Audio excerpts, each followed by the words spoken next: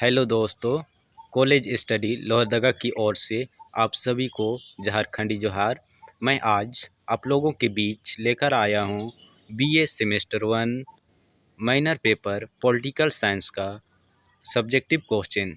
तो चलिए इसे देखते हैं क्वेश्चन किस प्रकार से है। और इस वीडियो में केवल एक ही क्वेश्चन रहेगा, क्योंकि वीडियो ज़्यादा लंबा होने से मज़ा नहीं आता, इसीलिए एक वीडियो में एक ही क्वेश्चन रखा हूँ। तो चलिए इसे देखते हैं किस प्रकार से यह क्वेश्चन है। ठीक है, मैं इसे हटा देता हूँ।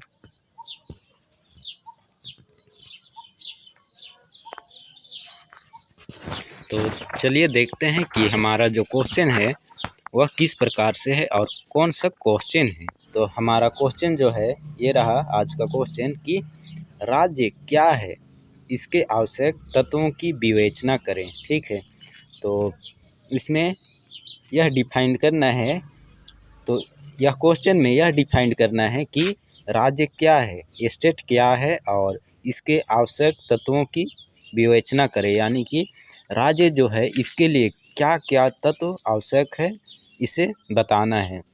एक राज्य को बनाने के लिए, चाहे राज्य स्थापित करने के लिए क्या क्या तत्व की आवश्यकता है, तो इन्हीं सबों को या इसमें बताना है। तो चलिए इसे देखते हैं किस प्रकार से इसका आंसर है।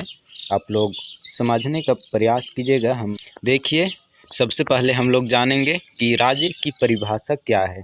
राज्य शब्द अंग्रेजी भाषा के शब्द स्टेट का हिंदी रूपांतरण है।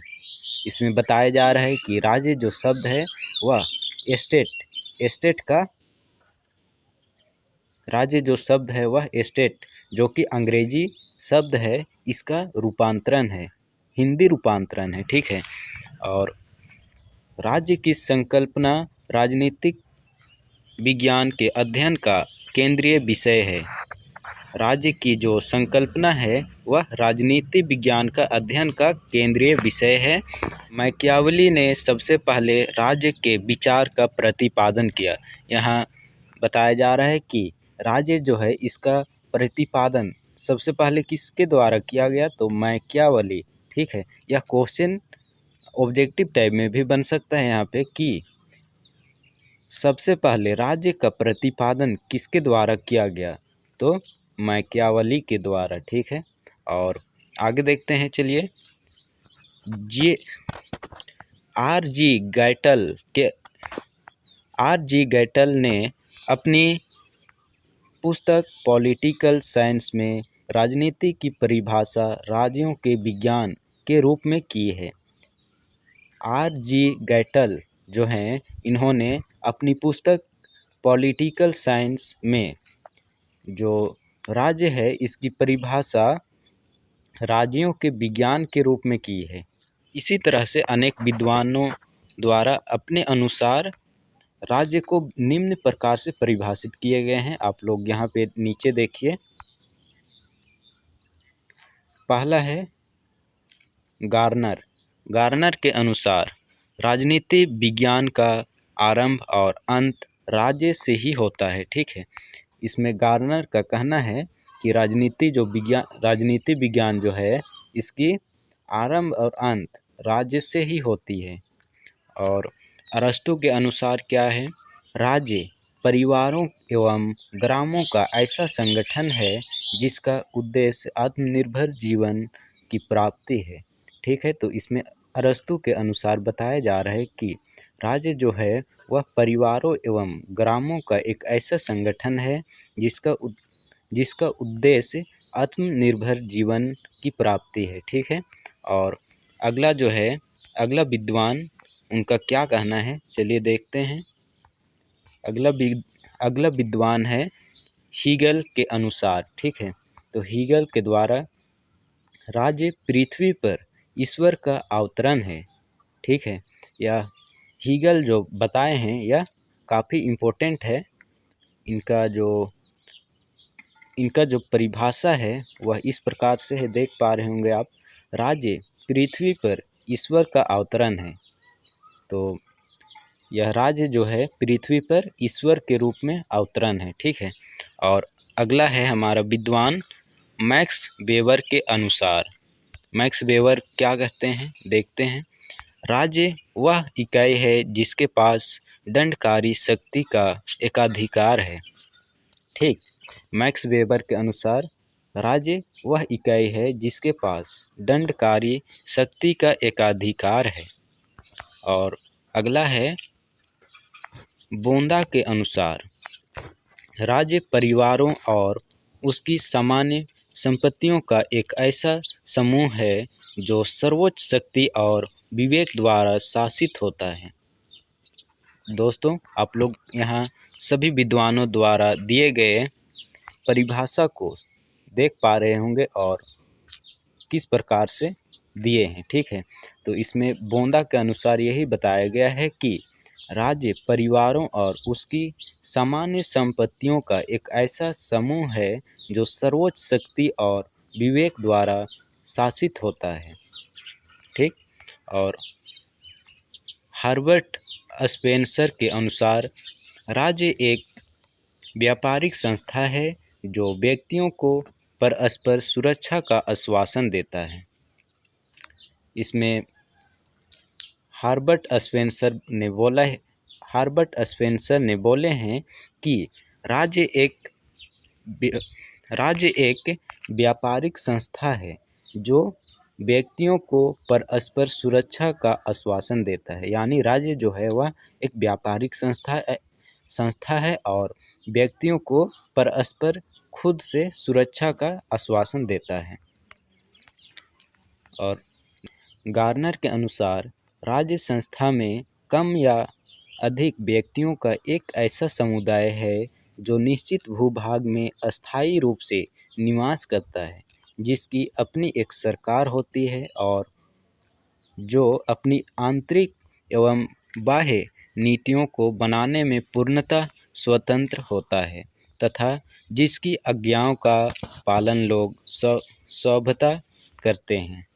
ठीक है, तो यहाँ पे गार्नर के अनुसार बताया गया है कि राज्य का जो संस्था है जिसमें कम या अधिक व्यक्तियों का एक ऐसा समुदाय होता है जिसमें निश्चित भूभाग और अस्थायी रूप से निवास करते हैं और इसमें एक सरकार होती है जिसमें कि आंतरिक और बाह्य दोनों नीतियों द्वारा स्वतंत्र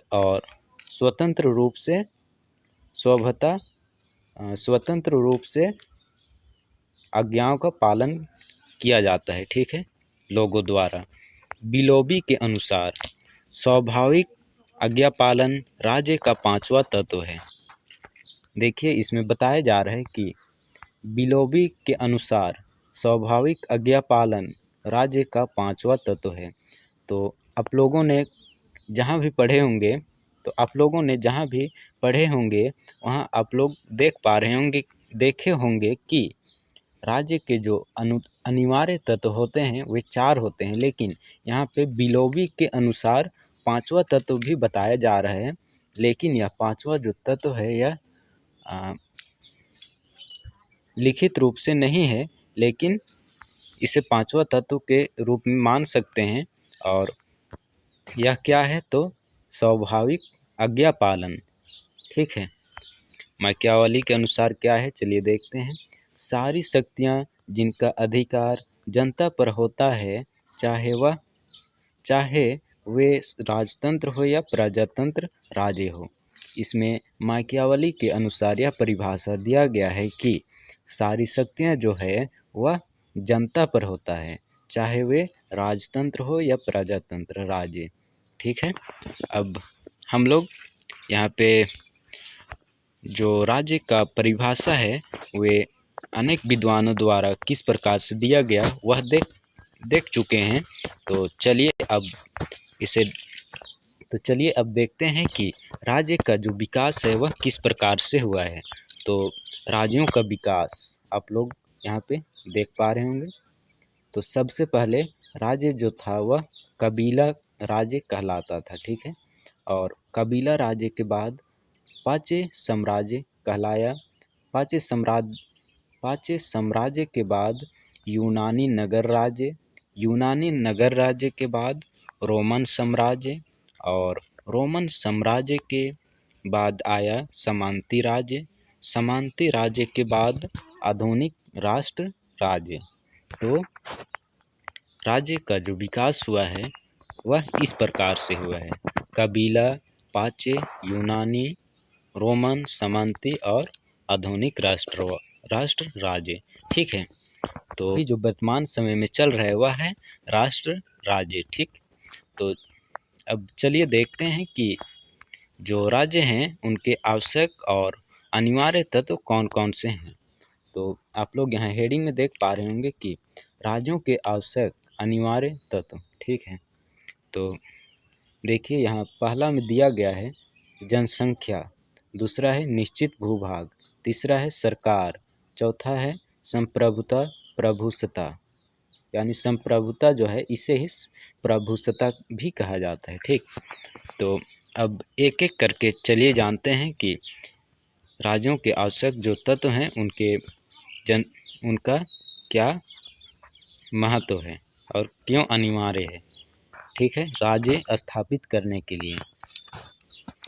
तो आप लोग यहाँ फर्स्ट में देख पा रहे होंगे जनसंख्या। ठीक, जनसंख्या किसी भी राज्य का आवश्यक तत्व है।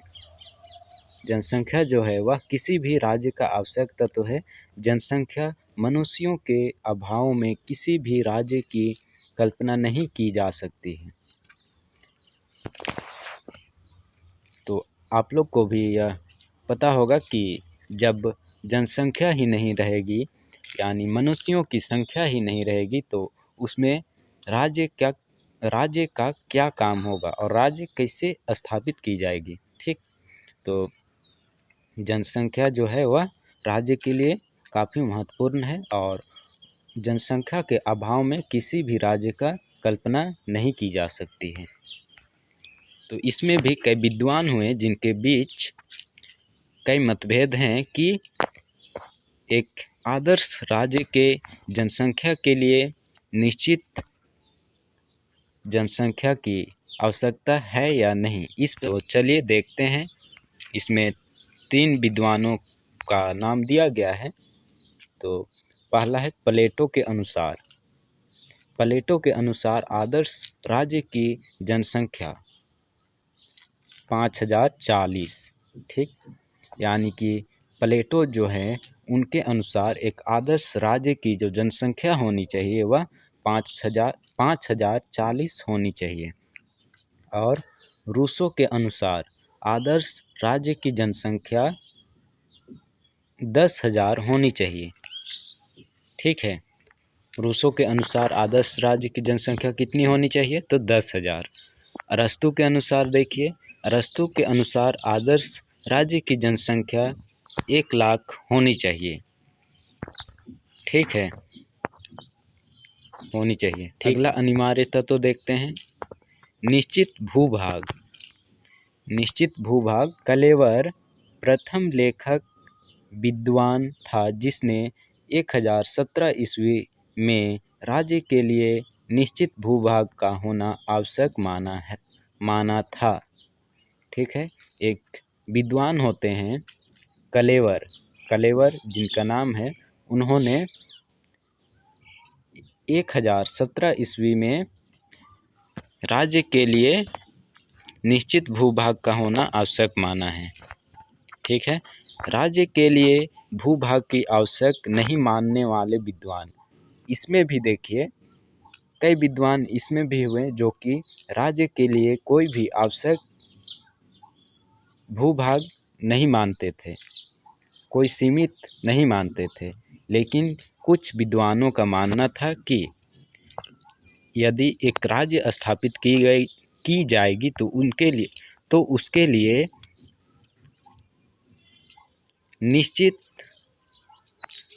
लिए निश्चित भूभाग की आवश्यकता होगी। ठीक है, तो इसमें देखिए जो नहीं मानने वाले थे उनमें से नाम दिए गए हैं कि सीले, हाल, बिलोबी, डुम्बी आदि। तो ये जो विद्वान हैं ये लोग मानते थे कि राज्य स्थापित करने के लिए निश्चित भूभाग की आवश्यकता नहीं है। लेकिन कुछ ऐसे विद्वान थे जिन्होंने निश्चित भूभाग को मानते थे, वे हैं मैक्स वेबर, कलेवर, ब्लस्टसली, अरस्तु, जलेनिक आदि। ठीक है, इन लोगों का मानना था कि राज्य को यदि स्थापित करना होगा तो इसके लिए किसी निश्चित भूभाग का होना अति आवश्यक है। ठीक है, और अगला अनिवार्य तत्व को देखते हैं। अगला है सरकार। ठीक है, सरकार तो राज्य की इच्छाओं की पूर्ति करने वाले संगठन को सरकार कहते हैं। सरकार किसे कहते हैं?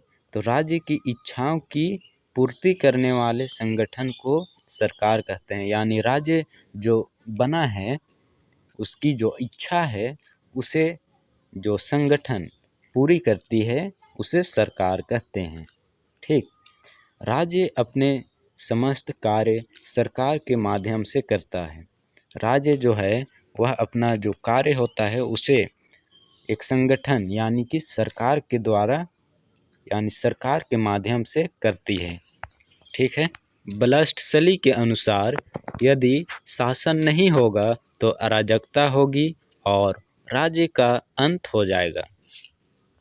दोस्तों, इसमें जो ब्लस्टसली हैं उनका कहना है कि यदि शासन नहीं होगा, राज्य में यदि शासन नहीं होगा तो अराजकता फैलेगी। ठीक है, और जब अराजकता फैल जाएगी तब राज्य का अंत हो जाएगा यानी कि समाप्त हो जाएगा, ऐसा कहना है। ठीक, और चलिए अगले जो कि लस्ट है हमारा राज्य के लिए अनिवार्य तत्व उसे देखते हैं। लस्ट जो है वह संप्रभुता। राज्य का सबसे आवश्यक महत्वपूर्ण तत्व संप्रभुता है। क्या है? संप्रभुता। इसे प्रभुसत्ता भी कहते हैं। संप्रभुता जो है इसे प्रभुसत्ता भी कहा जाता है। ठीक है, संप्रभुता को राज्य का प्राण भी कहा जाता है। संप्रभुता जो है इसे राज्य का प्राण भी कहा जाता है या ऑब्जेक्टिव टाइप का क्वेश्चन में आ सकता है। राज्य का प्राण किसे कहा जाता है? तो संप्रभुता को कहा जाता है। संप्रभुता शब्द का प्रयोग सर्वप्रथम फ्रांसीसी विचारक जेयों बोंदा ने 1756 ईस्वी में अपनी पुस्तक 6 बुक कंसर्निंग रिपब्लिक में किया। ठीक है, संप्रभुता का जो प्रयोग किए वे किसके द्वारा और सर्वप्रथम कब किए गए?